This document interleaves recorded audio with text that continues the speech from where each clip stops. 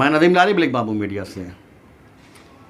Samajwadi party की नफरत छोड़ो भारत जोड़ो मुहिम के तहत 30 अगस्त 2023 को मुंब्रा के नूरबाग हॉल में एक प्रोग्राम रखा गया था। इस प्रोग्राम में समाजवादी पार्टी के महाराष्ट्र के अध्यक्ष, गोवंडी ज़िले से एमएलए, साथ में भिवंडी से रईस शेख जो भिवंडी के एमएलए हैं, और भी कसी तादाद में वहाँ पे लोग शरीक हुए।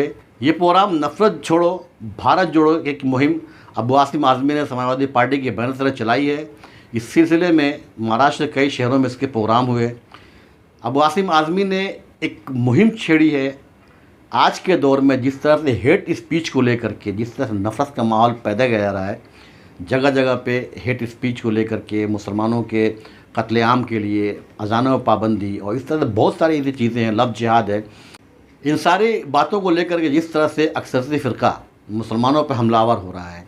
हम देख रहे हैं कि जिस तरह से पिछले दिनों एक ट्रेन में सिर्फ कपड़े और चेहरे की शनाख्त के साथ में एक पुलिस एहलकार ने गोली मार दी थी मुसलमानों को। वो सब माहौल को देखते हुए अबू आसिम आज़मी ने नफरत छोड़ो भारत जोड़ो मुहिम शुरू की है। ये मुहिम एक हद तक कामयाब भी है। कसी तादाद में वहाँ पे लोग उनके साथ इकट्ठा होते हैं, जुड़ते हैं। हमने इस सिलसिले में समाजवादी पार्टी के रहनुमाओं से बात किया जो मुंब्रा के ज़िम्मेदार हैं। क्या कहा उन्होंने अपने इस मुहिम को लेकर के, पेश है आपके सामने ये वीडियो। आने वाले दिनों में मुंब्रा के अंदर गली गली कूचे कूचे जाकर समाजवादी पार्टी का इंसाफ का और भाईचारे का पैगाम उन सबको पहुंचाना है। यहाँ पर कह रहे थे कि लोकल इशू पे बोलना है। आसिम भाई बहुत सी बातें आज आपसे करेंगे। आज की रात एक ऐसी रात है जहां पर कल महाराष्ट्र में हिंदुस्तान में वो तमाम पार्टियां जो इंसाफ के लिए लड़ना चाहती है, जो कॉन्स्टिट्यूशन के लिए लड़ना चाहती है, जो बीजेपी के खिलाफ लड़ना चाहती है, उन सब का मुंबई में कन्वेंशन है। और मैं आपको बहुत ताकत के साथ बोल सकता हूं कि आने वाले दिनों में 2024 में भारतीय जनता पार्टी दिल्ली से नीचे उतरने वाली है और इंडिया की सरकार आने वाली है। आज देश में यह हो गया है कि बीजेपी की सरकार में आरएसएस ने हमारे हिंदू भाइयों के बीच में मुसलमानों के खिलाफ ऐसा जहर भर दिया है, ऐसा जहर भर दिया है कि लगता है मुसलमानों से ज्यादा खराब कोई कौम नहीं है। मैं जब पुरानी बातें याद करता हूँ, मैं पढ़ता हूँ, तो 1947 में जब देश आजाद हुआ तो उसके पहले हिंदू और मुसलमान दोनों इस देश की आजादी की लड़ाई लड़ रहे थे, दोनों साथ साथ थे। लेकिन अंग्रेजों ने जानबूझकर हिंदू और मुसलमानों को बांटो, एक हिंदुस्तान को बांटकर हिंदुस्तान पाकिस्तान बना दिया। और जो हिंदू भाई हमारे साथ कंधे से कंधा मिलाकर यहाँ काम कर रहा था, वो हिंदू भाई हमसे अलग हो गया। यहाँ का मुसलमान अपने सर्व सामान को लेकर पाकिस्तान की तरफ रवा दवा था। जब मोहम्मद अली जिन्ना साहब ने कहा कि आओ मुसलमानों तुम्हारे लिए एक अलग मुल्क बना दिया है, तो मुसलमान जा रहा था। लेकिन उस वक्त दिल्ली की जामा मस्जिद की सीढ़ियों से कलाम आजाद साहब की बात कि मुसलमानों मत जाओ इस मुल्क को छोड़ करके। क्या तुम्हें याद नहीं तुमने इसी गंगा में वजू करके नमाज पढ़ा है? क्या तुम्हें याद नहीं कि तुम्हारे बुजुर्गों ने इस मुल्क की आजादी के लिए लाखों लाख की तादाद में शहीद शहादत का जान दिया है? तुम चले जाओगे तो तुम्हारी हजारों लाखों मस्जिदें वीरान हो जाएंगी, तुम्हारे कब्रिस्तान में कोई फातिहा पढ़ने वाला नहीं बचेगा। मत जाओ, तुम्हें कसम है ताजमहल की खूबसूरती की। मत जाओ, इस मुल्क को छोड़कर के जामे मस्जिद का मीनारा तुम्हें पुकार रहा है, जो लाल किले की दीवारें तुम्हें पुकार रहे हैं। मुसलमानों इस मुल्क को छोड़कर मत जाओ, तुम्हें अल्लाह का वास्ता है, तुम इस मुल्क को छोड़कर मत जाओ, तुम्हें इस मुल्क के अंदर इंसाफ मिलेगा।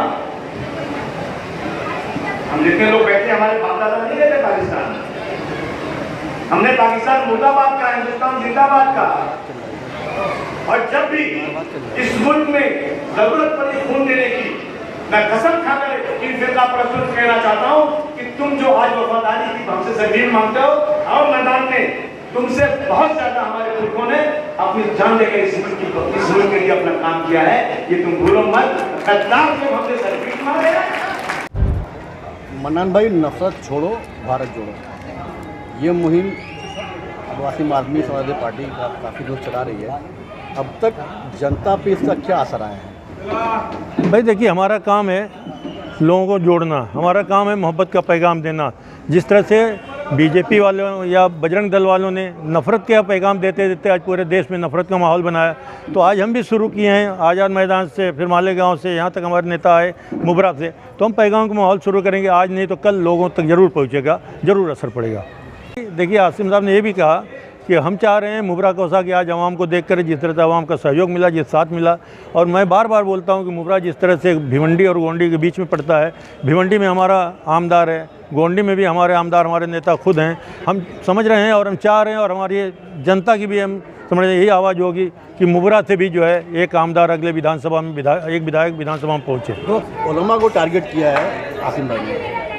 समाजवादी पार्टी मुबरा के उलमा से कोई मीटिंग करके इस मामले को सुलझाएगी या उनको अवेयर करेगी कि आप भी उम्मत को लेकर कुछ बोलिए? नहीं, आसिम भाई उलमा की बड़ी इज्जत करते हैं, बड़ी कदर करते हैं, उलमा को टारगेट नहीं बनाते।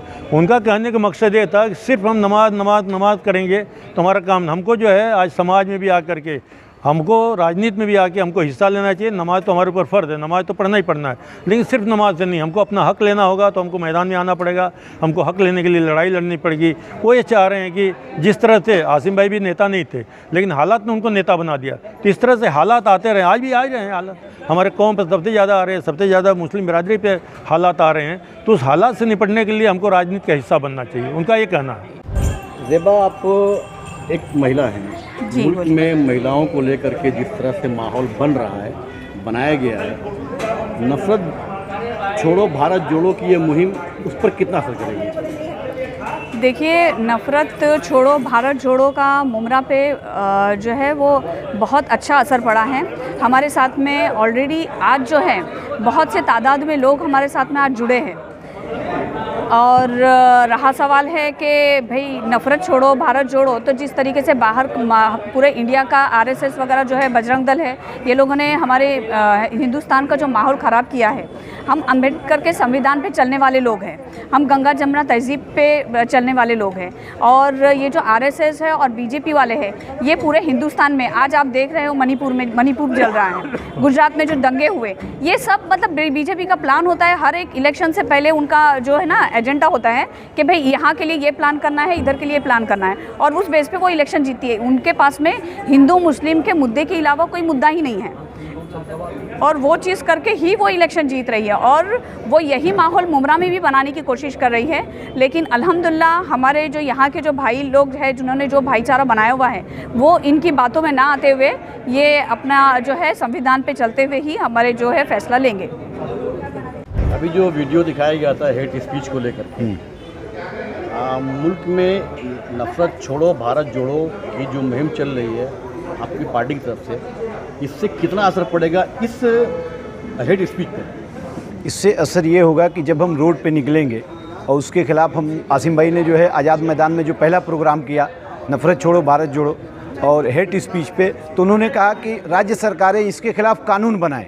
अगर राज्य सरकारें कानून नहीं बनाती है तो अभी उन्होंने जो आज़ाद मैदान का जिक्र किया, इससे पहले आपने बोला है उसको मनान भाई से, तो उन्होंने 2 अक्टूबर का बम्बई में यही हुआ आज़ाद मैदान में कि अगर राज्य सरकार कानून नहीं बनाती है हेट स्पीच के खिलाफ, जो भी बोले नफरत फैलाए समाज में, अगर उसके खिलाफ गुनाह दाखिल करो, उसके जेल के सलाखों पर। अगर ये लोग नहीं करते तो हम राज्य सरकार के खिलाफ कानून बनाने के लिए दबाव देंगे और जेल भरो आंदोलन करेंगे। यासीम भाई का ये था। 2 तारीख के लिए क्या आवाम से क्या मैसेज है? 2 तारीख के लिए मुमरा की आवाम से हम कहेंगे, चूँकि अक़लियत जो है यहाँ पे बड़े पैमाने पे रहती है, तो आप जो 2 तारीख का प्रोग्राम है उसमें बढ़ चढ़ के हिस्सा लें, ताकि अबू आसिम आज़मी साहब को एक ताकत मिले, उस ताकत की ऊपर जो है आपकी लड़ाई को लड़ सकें। फिर जी, अबू आसिम आज़मी साहब ने जो बोला कि भाई हम खाली नमाज पढ़ के और ये करके इसके खिलाफ ये लड़ाई को नहीं लड़ सकते, हमें घरों से निकलना पड़ेगा, हमारे अंदर राजनीतिक शऊर आनी चाहिए। जब तक हम राजनीतिक शऊर नहीं होगा, हमारे लोगों की विधानसभा में और लोकसभा में हिस्सेदारी नहीं बढ़ेगी, तब तक जब तक लोकसभा और विधानसभा में हमारी हिस्सेदारी नहीं बढ़ेगी, जहाँ से देश का कानून नाफिज होता है वहाँ पे कानून बनाए और बिगाड़े जाते हैं। अगर वहाँ पे आपकी तादाद ज़्यादा होगी, आपके लोग होंगे, तो आपके लिए बेहतर माहौल होगा। ऐसी तमाम खबरों जानकारी के लिए हमारा channel black bamboo media subscribe करें, वीडियो को लाइक और शेयर करें।